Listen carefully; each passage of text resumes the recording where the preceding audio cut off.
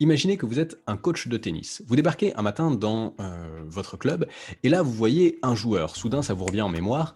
Vous deviez le voir pour faire une évaluation de son année. C'est un joueur qui est plutôt bon, qui a simplement une petite tendance que vous aviez remarqué déjà l'année dernière à paniquer un petit peu au service. Vous avez très bien suivi, je dirais, son comportement pendant l'année et donc c'est quelqu'un que vous connaissez assez bien. Vous vous dites donc, eh bien, je vais être capable de l'évaluer sur le moment. Vous le faites donc entrer dans votre bureau, vous conduisez une évaluation. C'est quelqu'un que vous appréciez plutôt, que vous avez envie de garder. C'est aussi une personne que vous avez croisée à maintes reprises, je dirais, dans le quotidien, dans la ville dans laquelle vous vous trouvez. Et donc, vous connaissez ses engagements associatifs et par ailleurs, puisque c'est quelqu'un que vous croisez dans une association, notamment d'action sociale de votre ville. Vous faites un point sur ses compétences tennistiques, vous faites un point sur ses compétences relationnelles, et puis vous revenez sur ces paniques dans le service que vous avez remarquées de manière répétée au fil de l'année. Vous convenez de points d'amélioration et vous vous séparez, vous êtes l'un et l'autre plutôt contents de cette évaluation. Et pourtant, il est possible que vous ayez fait plusieurs erreurs.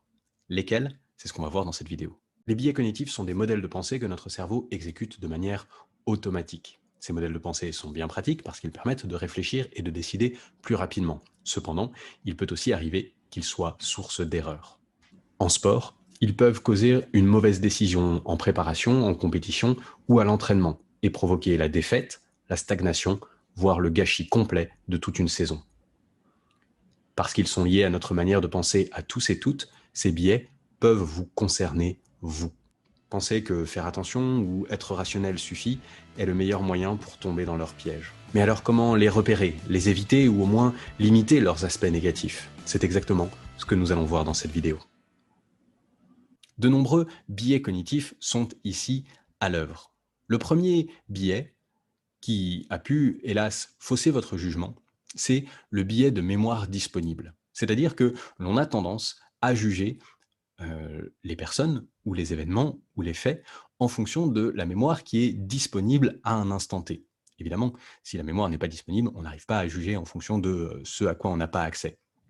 Mais la problématique là, c'est que cette personne qui finalement vous a un peu pris au dépourvu, eh bien, vous avez dû la juger en fonction de ce que vous aviez en tête sur le moment. Et donc là, ça peut être une erreur puisque du coup, vous manquez de profondeur de données, c'est-à-dire qu'il aurait fallu, pour pouvoir être le plus exhaustif possible, rechercher un certain nombre de données que vous n'aviez peut-être pas immédiatement. Donc aller interroger d'autres personnes, par exemple son entraîneur, si vous êtes le coach général du club, ou alors d'autres personnes qui l'entraînent, ou alors même peut-être en discuter parfois avec certains de ses partenaires de jeu, ou avec... en tout cas, l'idée, c'est de se dire que en fait, notre mémoire n'est pas infaillible. Notre mémoire, elle nous présente des informations et parfois, elle ne nous présente pas toutes les informations. Très souvent, elle nous présente des informations qui sont modifiées et influencées par qui nous sommes, mais en plus de ça, elle ne nous présente pas toujours, tout le temps, toutes les informations. Parfois, on se souvient de quelque chose après la réunion. Ah mince, mais oui, je me souviens, il s'était passé ça il y a 3 mois et je lui en ai pas parlé. Et donc ça, évidemment, eh bien, pour pouvoir éviter ce genre de choses, pour pouvoir éviter ce biais de mémoire disponible, la première chose à faire, c'est de reprogrammer quand on est dans une telle situation, c'est-à-dire de prendre le temps de préparer réellement un bilan, de prendre le temps de préparer un feedback pour avoir le temps d'aller chercher de l'information chez soi et chez les personnes qui nous entourent. Le second biais, qui lui a probablement influencé tout votre entretien avec cette personne, c'est ce que l'on appelle le biais de confirmation. Le biais de confirmation, c'est l'idée que on se fait très souvent une idée préconçue des choses et qu'ensuite notre cerveau, inconsciemment, va aller chercher tous les éléments qui valident cette idée préconçue. On a l'impression, quand on fait une évaluation dans ce cas-là, que on prend des faits, qu'on les regarde et qu'on en tire une conclusion.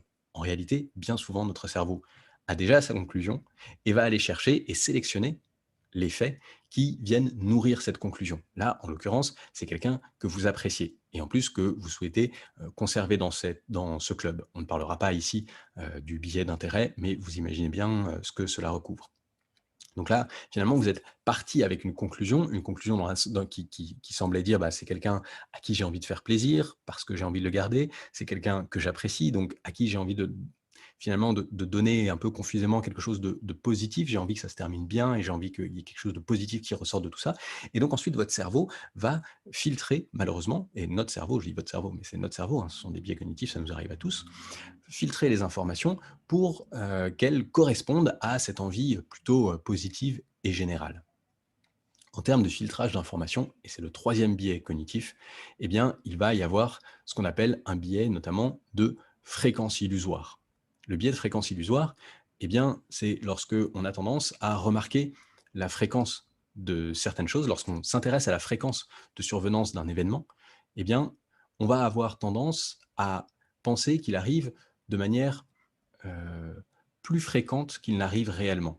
C'est le cas, par exemple, dans, mon histoire, dans cette étude de cas, avec, le stress au service. À partir du moment où vous avez décidé de vous intéresser, voire de vous focaliser sur les moments d'arrivée de du stress au service, eh bien, ils vont vous paraître plus fréquents qu'ils ne le sont en réalité. C'est le cas pour, les femmes enceintes, par exemple, qui, soudainement ont l'impression de ne voir que des femmes enceintes dans la rue. C'est le cas aussi si vous achetez une nouvelle voiture d'une nouvelle marque, eh bien vous avez l'impression de voir cette marque partout. C'est le biais de fréquence illusoire. À partir du moment où on s'intéresse à la survenance d'un événement ou oui, à la survenance d'un événement, eh bien cet événement va nous paraître plus fréquent qu'il ne l'est en réalité.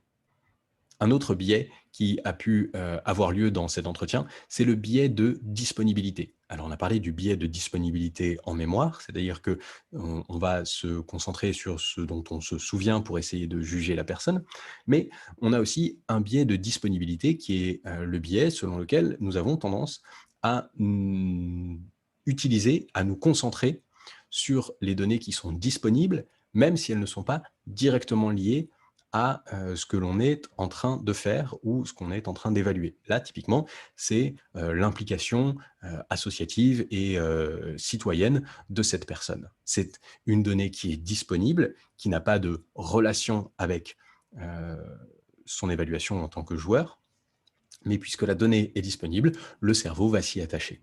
C'est un biais de disponibilité. Il est assez difficile de se sortir de ce biais de disponibilité et d'effacer un certain nombre de données. Donc le plus simple, c'est dans la préparation de l'entretien, de réussir à noter toutes les pensées et de réussir à être très clair sur ce qui a un lien ou non avec l'évaluation à venir. C'est-à-dire de pouvoir noter, bah, tiens, c'est aussi quelqu'un qui s'implique en tant que citoyen dans telle ou telle association. Et de bien noter et de bien tirer un trait en disant, voilà, ça, c'est un certain nombre d'éléments que je veille à garder à l'extérieur de mon évaluation. Et il ne s'agit pas de dire on en parle ou on n'en parle pas. Bien sûr qu'on n'en parle pas, mais c'est important de comprendre que le biais, ce biais cognitif fait qu'on va inconsciemment en tenir compte. Donc, essayer déjà de se rendre compte de tout ce qui peut inconsciemment nous influencer est déjà un bon moyen d'être un petit peu moins influencé par ceci. Enfin, il peut y avoir un dernier biais qui est le biais d'illusion des séries. Il a été démontré, et notamment par les prix Nobel, le prix Nobel d'économie, Monsieur Kahneman, que l'impression que l'on a parfois chez certains joueurs, et c'est une des raisons pour lesquelles j'ai pris le tennis, mais ça a été notamment démontré sur des joueurs de basket, l'impression qu'il existe un certain nombre de séries mauvaises, c'est-à-dire que le joueur, quand il commence une série et que ça se passe pas bien, et ben forcément il va mal la terminer. Cette impression que l'on peut avoir et qui va du coup fausser notre jugement sur ce joueur ou sur le moment qu'il est en train de vivre est une illusion. C'est pour ça d'ailleurs que ça s'appelle l'illusion des séries. Il a été démontré qu'en fait, ça n'est que du hasard statistique. Le fait d'avoir un certain nombre de mauvaises balles à la suite, et c'est cette idée de se dire qu'il était stressé au service et que donc du coup, on a cette impression, c'est à relier avec cette fréquence illusoire, ce biais de fréquence illusoire, de se dire ah bah oui, il y a souvent des services où il est stressé, et donc on se dit bah tiens, il y a souvent des services qui ratent parce qu'il est stressé.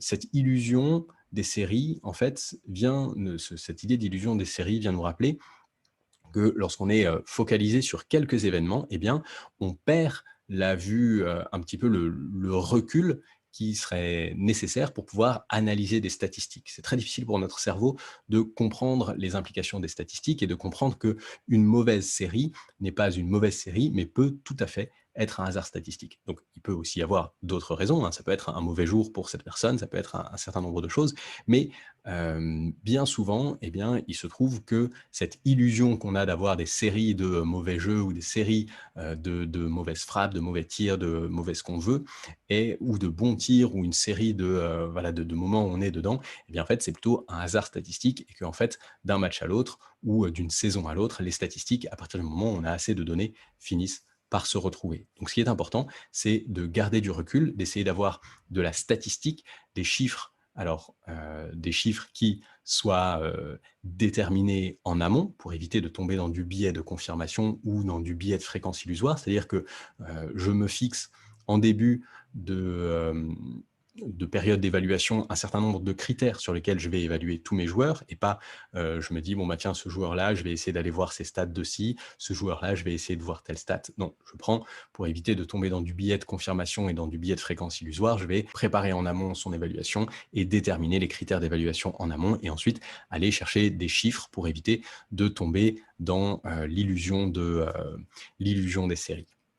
Enfin, et on l'a rapidement évoqué sur le biais de disponibilité, être capable de parler de cette évaluation avec d'autres personnes. Au plus de cerveaux vont se mettre sur un même cas, et bien au plus les regards vont se croiser, et même si chacun viendra avec ses propres biais, et bien être capable de verbaliser, bah, tiens, moi je pense ça de lui, ah bah oui, mais tu sais, je l'ai croisé là, ah oui, mais bah, c'est chouette, on est bien d'accord que ça n'a rien à voir avec l'évaluation, oui, oui, c'est sûr que ça n'a rien à voir avec l'évaluation, mais du coup, c'est vrai que voilà, j'ai cette idée-là, ok, ça marche, revenons.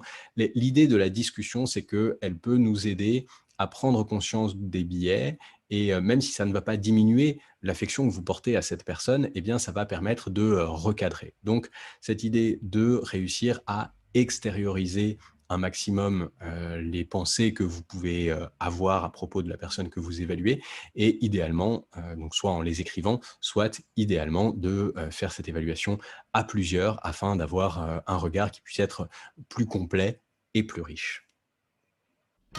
Vous l'aurez compris, les biais cognitifs sont susceptibles de miner les performances, voire même la carrière d'un athlète. C'est pourquoi il est important de mettre en place des outils concrets pour limiter leur impact négatif. Et c'est pour cette raison que j'ai créé un corpus approfondi complet autour des biais cognitifs et du sport. C'est un corpus qui se déroule sous forme d'études de cas, comme ce que vous venez de regarder dans cette vidéo, et qui regroupe 37 biais cognitifs autour de la préparation, la compétition, le coaching, la sélection des athlètes. Cliquez sur le lien qui se trouve en description de cette vidéo pour vous procurer ce corpus. Je vous laisse avec une vidéo susceptible de vous intéresser. Merci d'avoir regardé et à tout de suite.